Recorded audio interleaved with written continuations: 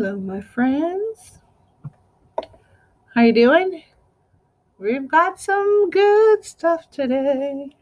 Like very sophisticated, grown-up, artsy things that you'll be forever smarter after you learn about today. Let's get going. Do you have this thing memorized yet? Like, does it have to be repeat after me, or can you say it with me? Let's try saying it faster. I mean, you can always rewind it if you need to. All right. I'm an artist. I am a creator of ideas and a solver of problems. Sometimes the problems are on my paper, sometimes they're with my neighbor, sometimes they're inside of myself. But I know I can solve problems because mistakes are opportunities to learn and grow. And I am proud to be an artist. Proud of you. I hope you're proud of yourself. Like I said, today is kind of like it's fancy pants art. I mean, not really, but um, it's sophisticated. It is what artists know about after they've been artists for many years. And here you are. You're going to learn about it today. Okay, what am I talking? Quit being weird. We're going to talk about something called the abstract art. Okay, so what is it? Don't worry about it yet. I'll get there. First thing, you need to get a piece of paper and a pencil. You can pause this if you need it. Um, does it need to be a nice piece of paper? No. Actually, if you can get two pieces of paper, that's better. I suppose you could flip it over and use the back. That could work. You could also just do it next to each other. I mean, literally, you guys, I've done this lesson before in the past, and I've had the kids just use sticky notes. So we're not talking big paper. You can do this whole lesson on two sticky notes or two pieces of paper the size of sticky notes if you don't have sticky notes. I sure have said sticky notes a lot. All right, I'm going to hit it this timer, and it's a 2 minutes. 2 minutes to just draw. What are you drawing? Whatever you want. Okay, it's your thing. So, well, maybe I should narrow that down a little bit because that's a lot. 2 minutes to draw a something like a recognizable. You know what it is. You've seen it maybe in real life, or I suppose maybe on TV. Like it's an actual thing. Okay. I want to give you ideas, but then I don't want to give you ideas because I want it to be your thing. So 2 minutes to draw your something. I should do it too. Okay, Arna Marcus, go. This is very relaxing music. Do not fall asleep.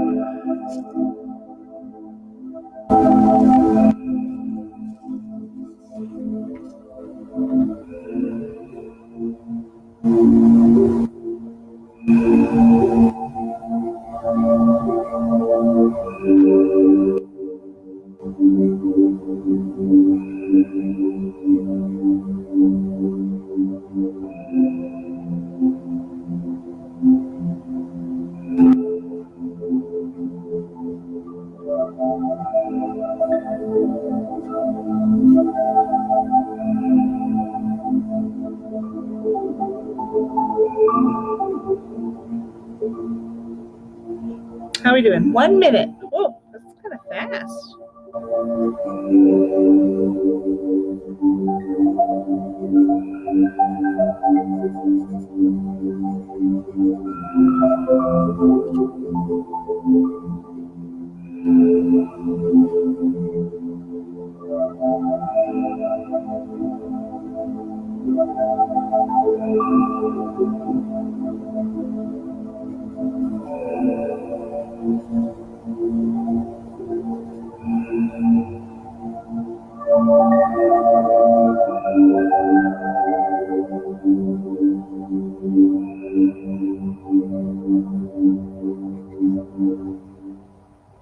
"20 seconds. Finish up your last little bit of details." I wonder if any of us are drawing the same thing. Wouldn't that be something?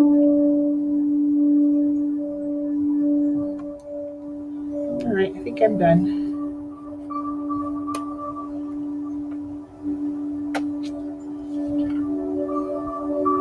Time is up. Oh, there we go. I didn't have to hit it. Okay, what'd you draw? I did, I don't even know if you can see that. I did a little camping scene. I don't know where I got that idea.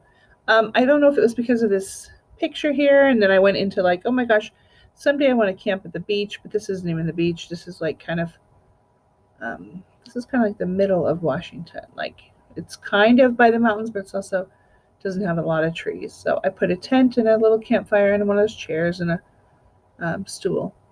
So I don't even know why I drew a tent like that. That's not even what my tent looks like. But anyway, I drew a camping scene. What did you draw? Could have been anything. Could have been a truck. Could have been a kitty cat. It could have been someone going to get a manicure and getting their nails done. A roller skater. Um, what else did you draw? I bet anything. Okay, now let's get to the actual like the learning part. So let's. Oh, come on. I don't know why it does that to me all the time. Okay, let's say you drew a tree. It's a beautiful tree. You can definitely tell it was a tree. As soon as I showed you it was a tree, I said it was a tree. I knew it was a tree. You knew it was a tree. Even if I hadn't said it was a tree, you would have known it was a tree because it looks like a tree. We have an image in our mind, almost like a photograph in there, that makes a tree recognizable to us. We associate the word with the image. And I know there's other languages in the world, but I'm going to guess all of those languages have a word for tree. And that when they would see this picture, no matter what other language you speak, you would use the word for tree. Now, there's some other things in the background. I see some like bushes in the background. I definitely know this is like kind of dry grass. Partially the colors are giving me clues. The way the lines and the textures are giving me clues. It's helping for me to know that that's a tree. But even without all that, I would have known it was a tree. Would you? I think so. Okay, so this is realistic art. That was supposed to be realistic art, although I drew it in 2 minutes. So we're not perfect, but we can put out some good art in 2 minutes, right? Now, what happens with art is that some people, some artists, do not have the same goal. Their goal is not, I'm going to make the tree look like the tree. I want to show something else, but still make it a tree. So what I'm saying here is like, for example, this artist, I see a tree. Do you see a tree? You might be going, I think it's a tree, but maybe it's just a design. I think it's a tree, but maybe it's a bush, but why is it so big? And why are those houses starting to be like tilted? And why are those flowers so big? So what's happening right now is I'm starting to do something called interpretation.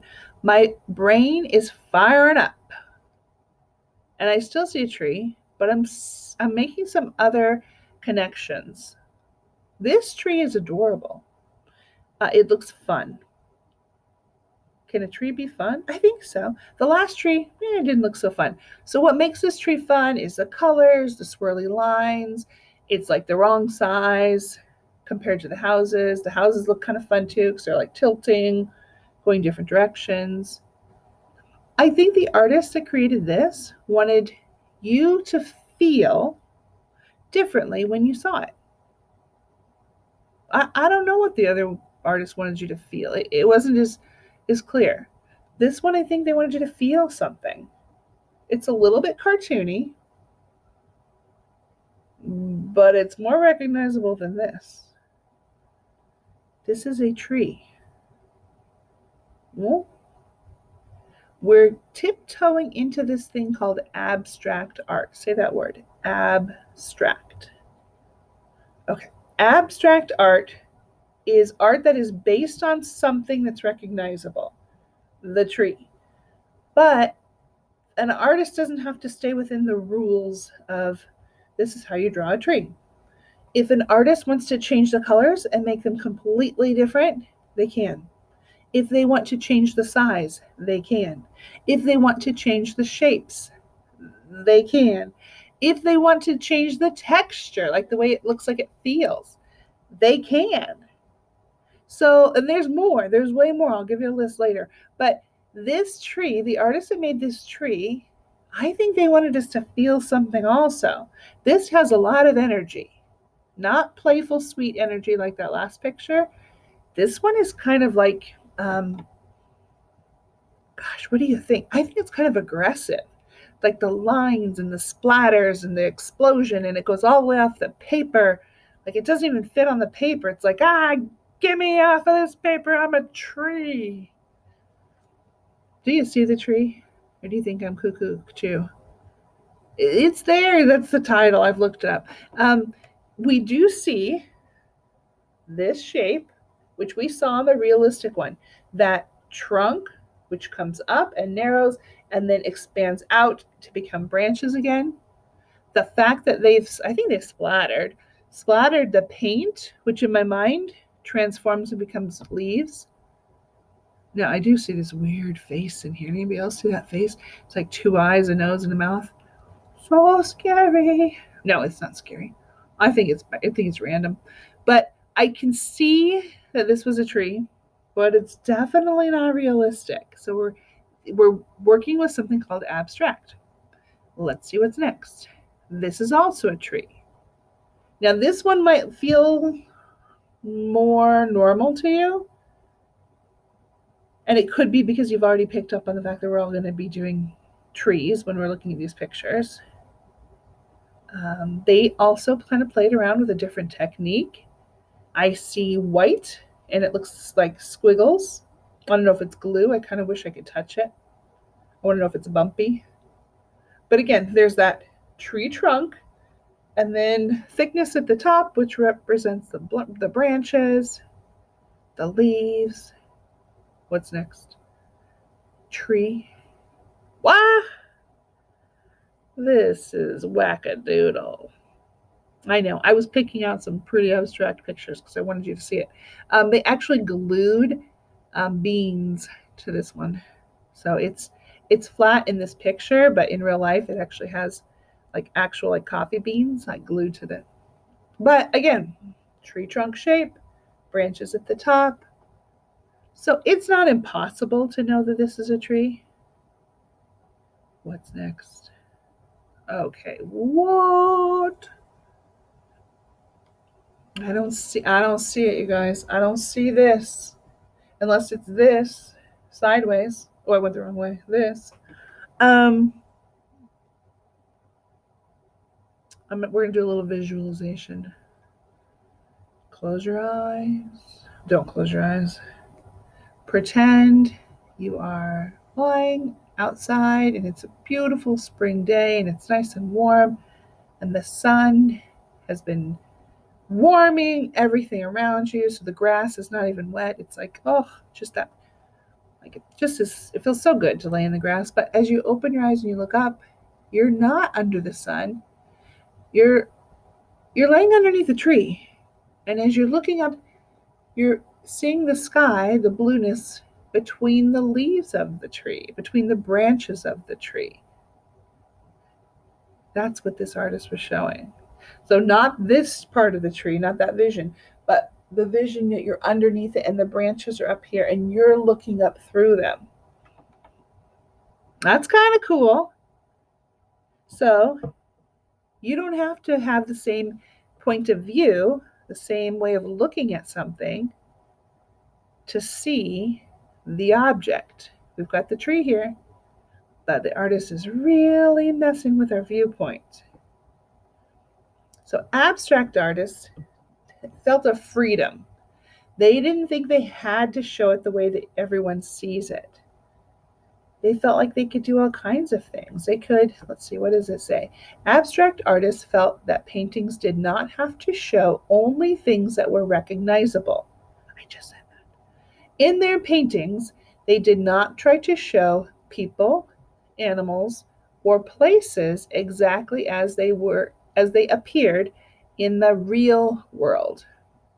They mainly used color and shape in their paintings to show emotions. It doesn't just have to be paintings either. Some abstract artists did not want you to see specific objects.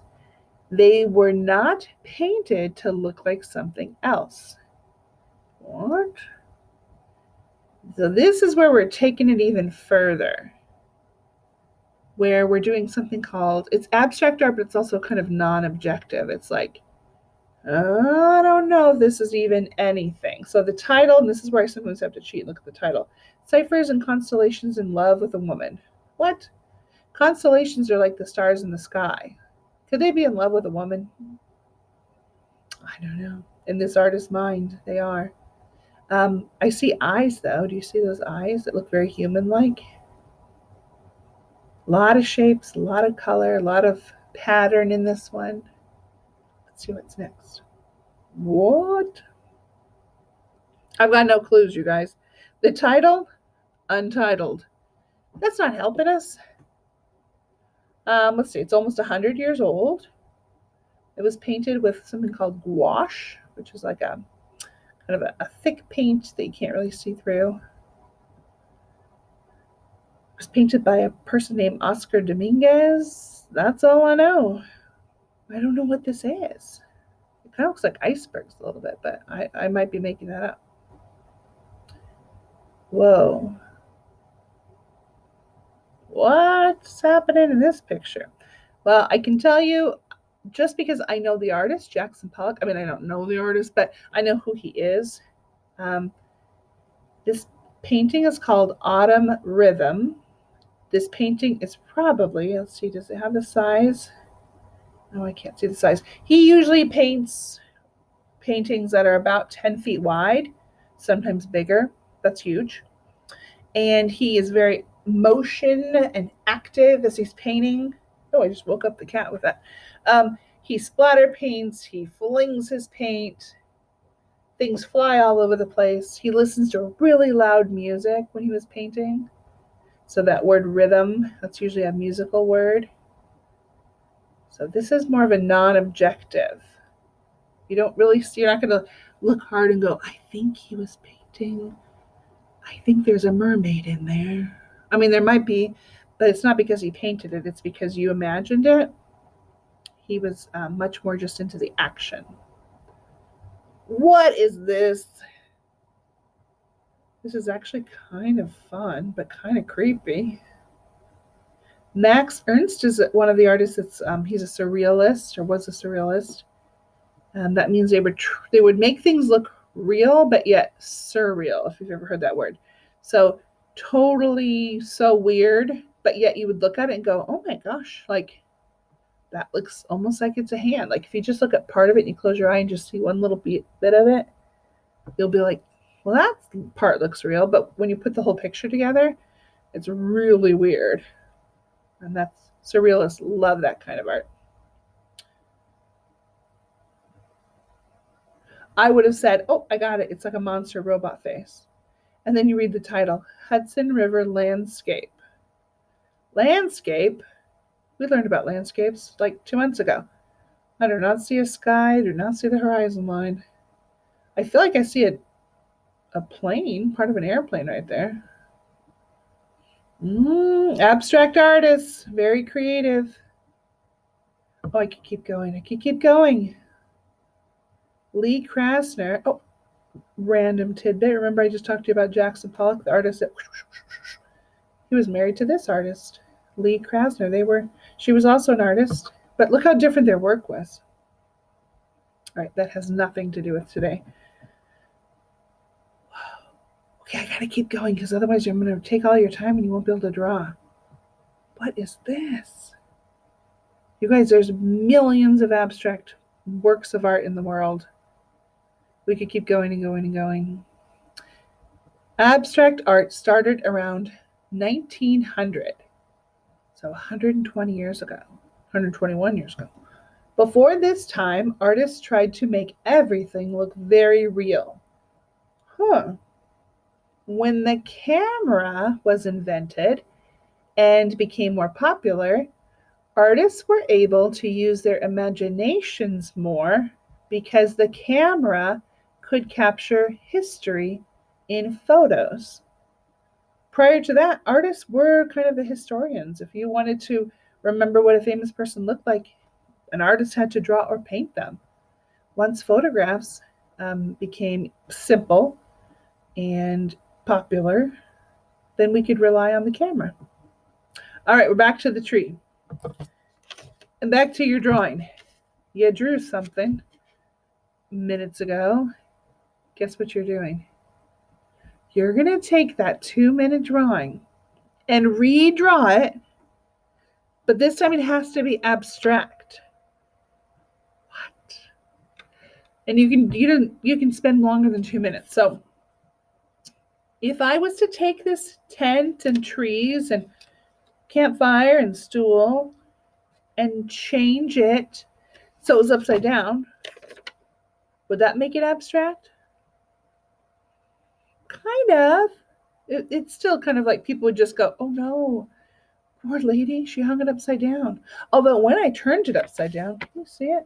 I love how the triangle is really prominent now, which also kind of looks like shapes.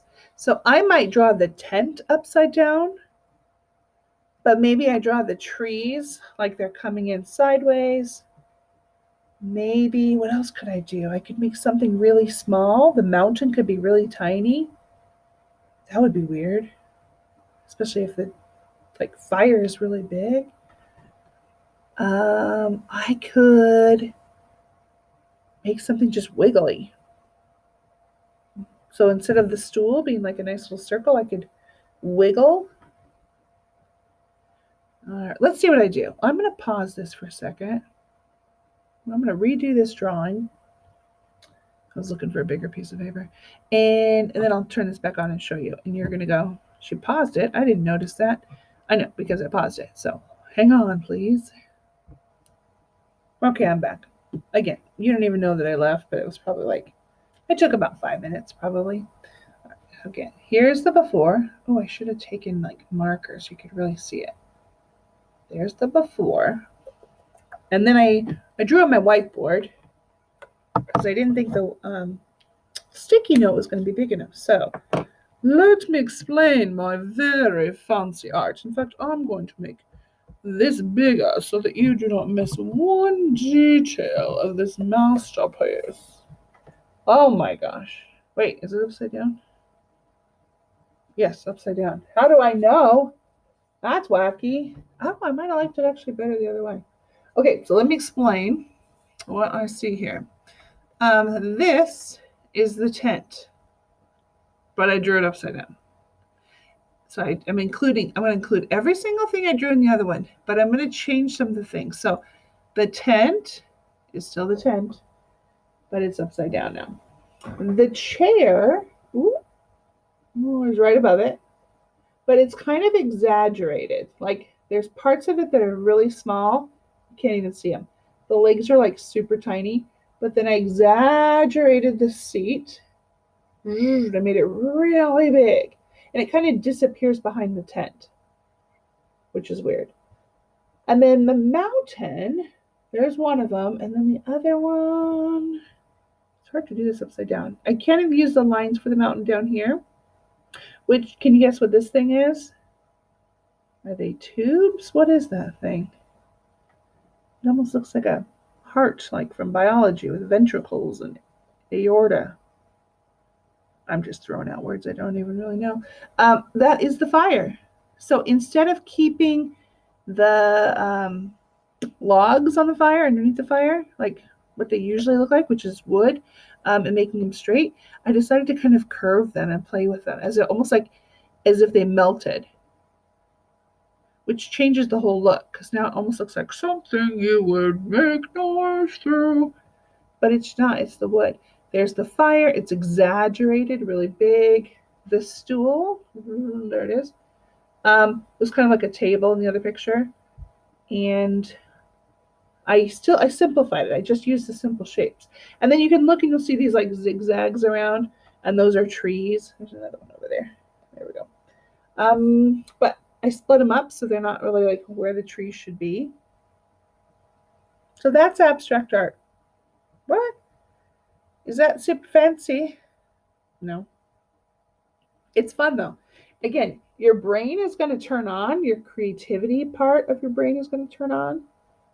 And it's helpful to have started with something more normal, where your brain recognizes it and names it as you're drawing it.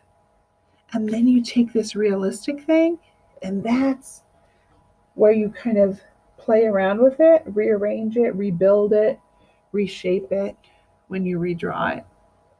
So there's your challenge of the day. Take your 2-minute drawing and then redraw it, but make it abstract. And you can use this list. You can make something really big or really small. You could make it super out of order. You could make it all just shapes. It's up to you. This is a challenge. You are ready for it. No self-doubt today. You guys have got this. And then I would love, of course, to see it. If you want to add color to it and you have time today, add color. If you don't have time, that's okay. I'm going to leave mine just black and white on the whiteboard for a while. And then I'll erase. But maybe I'll take a picture first. Oh, wait, I'm recording a video. So if you want to take that picture, remember, go into Google Classroom, Classwork tab, the very, very top, you're going to click the My Artwork.